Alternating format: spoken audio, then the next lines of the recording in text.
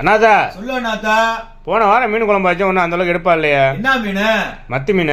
மத்தி மீனை மாங்காய் போட்டு மங்களகரமா வச்சேன்னா 4 வாரத்துக்கு சேர்த்து சாப்பிடலாம். மீன் குழம்பு மாதிரி இருக்குமா? மீன் குழம்பை விட வேற மாதிரியா இருக்கா மக்களே.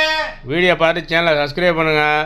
வந்த மத்தி மீனை நல்லா கழுவி சுத்தமாக எடுத்துக்கோங்க. கண்டிப்பான முறையில் ஒரு மாங்காய் வேணும். சின்ன வெங்காயம், தக்காளி, வெள்ளைப்பூண்டு, நட் பண்ண மாங்காய், ஒரு எலும்புச்சம்பழம் சைஸு, புளியை நல்லா கரைச்சி மஞ்சத்தூள், மிளகாத்தூள், குழம்பு மிளகாத்தூள், பச்சை மிளகா, தேவையான அளவு தண்ணி ஊற்றி மசாலாவை கரைச்சி ஒரு ஓரமாக வச்சுருங்க. அது பாட்டுக்கு கிடக்கட்டும். ஒரு பாத்திரத்தில் எண்ணெய் ஊற்றி எண்ணெய் காஞ்சதும் வெந்தயம், கருவேப்பிலை, சின்ன வெங்காயம் நல்லா வதங்கினதுக்கப்புறம் வெள்ளைப்பூண்டை இறக்கி விட்டு மூடி போட்டு வச்சுருங்க. நல்லா வதங்கினதுக்கப்புறம் கட் பண்ண தக்காளியை போட்டு உப்பை போட்டு நல்லா தக்காளி நல்லா குழன்னு குழஞ்சி வரணும். அதனால் மூடி போட்டிங்க அப்படின்னா குழஞ்சி வந்துடுவாங்க.